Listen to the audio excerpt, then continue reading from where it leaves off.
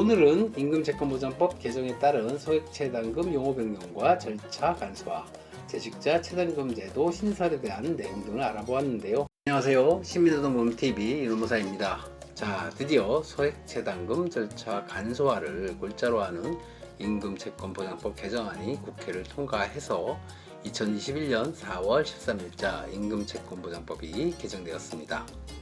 이로써 그동안 임금이나 퇴직금이 체불된 상태에서 퇴직한 근로자들에게 국가가 이를 대신 지급하는 소액체당금 조건에 법원의 확정 판결을 받아야 한다는 조건이 존재하여 사업주 주소가 불명확하여 상당기간 체당금 수령이 지연되거나 민사소송 과정에서 사업주가 고등법원, 대법원 항소라도 하면 체당금 수급기간이 짧게는 1년, 길게는 2년까지 지연되었던 불합리한 부분이 완벽하게 해소되었습니다. 자, 그래서 오늘은 이번 임금채권보장법 개정에 따라 달라지게 되는 소액체당금 제도의 주요 개편 내용에 대해 살펴보도록 하겠습니다. 자, 먼저 2021년 3월 24일자 고용노동부 보도자료를 살펴보도록 하죠. 보도자료를 보면 임금채권보장법 등 7개 개정 법률안 국회 본회의 통과라는 큰 타이틀 아래 서브 주제로 체당금의 대지급금 용어 변경과 소액 대지급금 지급 절차 간소화라는 내용이 있고 임금채권보장법 개정안이 나와 있습니다. 자, 이 개정안의 주요 내용을 보면 먼저 체당금이라는 용어를 체불임금 등 대지급금으로 변경한다.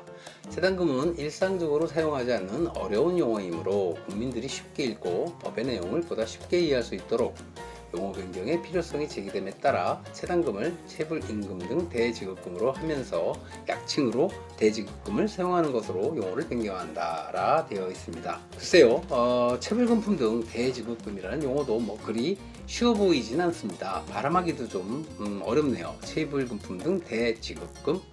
아무튼 앞으로는 체당금이라는 용어 대신 체불임금 대지급금이라는 용어를 사용하게 되었고요. 그런데 중요한 건 용어가 아니라 개편안의 주요 내용이 되겠죠. 다음으로 소액 대지급금, 즉 소액 체당금 지급 절차 간소화 관련 안내가 있습니다. 현재 소액 대지급금을 지급하기 위해서는 사업주가 근로자에게 미지급 임금 등을 지급하라는 법원의 확정 판결이 있어야 하나, 법원 확정 판결이 없어도 지방노동관서가 발급하는 체불임금 등 사업주 확인서에 의해 소액 대지급금을 지급할 수 있도록 절차를 간소화하고, 이에 따라 소액 대지급금 수령 소요기간이 약 7개월에서 2개월로 크게 단축될 것으로 예상된다. 그렇죠. 이 부분은 정말 획기적이고 체불 근로자를 권리 구제에도 아주 중요한 변화로 보입니다. 소액체당금 절차 간소화 관련해서 제가 2018년 1월경 제 블로그에 2018년 바뀌는 노동정책이라는 제목으로 포스팅을 했던 적이 있었는데 무려 3년이 지나 2021년에 현실화되고 있는 것입니다. 이번 영상에서 제가 언급하였지만 사실 소액체당금의 가장 큰 걸림돌은 법원 확정 판결 부분이었어요. 물론 고용노동청에서 사업주 확인서를 발급받은 경우라면 대부분 승소를 하지만 피고인 사업주가 항소를 하거나 송달불능에 빠지는 경우에는 작게는 6개월, 길게는 1년, 2년이 지나 소액체당금을 지급받을 수 있었는데 이제는 법원 절차 없이 고용노동부 선에서 체당금 절차가 끝나버린다는 것이죠. 체불 근로자들에게는 정말 담배와도 같은 변화로 보여집니다. 다음으로 재직자 대상 대지급금 제도를 살펴보겠습니다.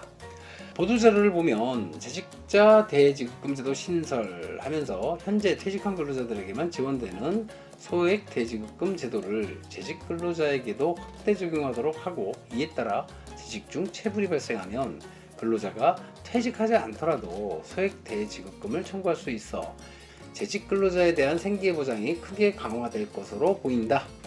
다만 기금 여건 등을 고려하여 저소득 근로자부터 우선 적용하고 향후 단계적으로 적용 대상을 확대해 나갈 예정이다 라고 되어 있습니다.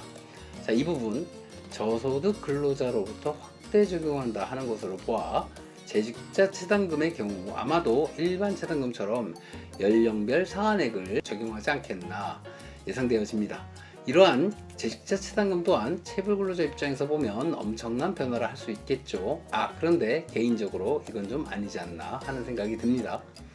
재직자가 임금이 체불되는 경우 이걸 현행 소액체당금 기준인 3개월 이내 임금 범위 내에서 국가가 지급한다 가정해보면 결국 그 체당금을 지급받고 또 같은 사업장에서 체불이 발생할 가능성이 높은데, 이러한 경우라면 사실 퇴직에 따른 체당금을 생각해야 하는 상황이 아닌가 하는 생각이 들고, 이리 되면 사용자와 근로자 공모에 의한 부정수급도 대폭 늘어날 것으로 예상되기도 하는 부분입니다.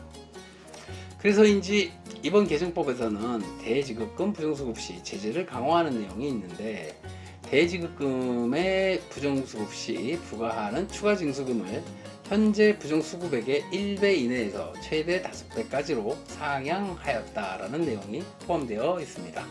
자, 그러면 이러한 내용의 임금채권보장법은 언제부터 시행되는가 보겠습니다. 임금채권보장법 개정안에 따르면 그 시행일이 공포일로부터 6개월 이후로 되어 있고, 법제처 국가법령정보센터로 들어가 보면 2021년 4월 13일 일부 개정된 임금채권보장법 시행일이 2021년 10월 14일로 되어 있는 것을 확인할 수 있습니다.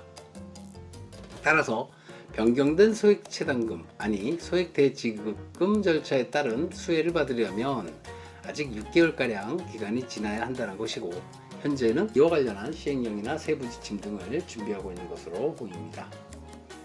자, 이렇게 오늘은 임금채권보장법 개정에 따른 소액체당금 용어 변경과 절차 간소화, 재직자 체당금 제도 신설에 대한 내용 등을 알아보았는데요. 저희 채널은 앞으로 소액체당금, 아니 그 소액대지급금 관련 세부 지침이 나오는 대로 영상으로 준비해 업로드 해 드릴 것을 약속드리면서 구독과 좋아요 부탁드리고 오늘 영상 마치도록 하겠습니다. 여러분 감사합니다.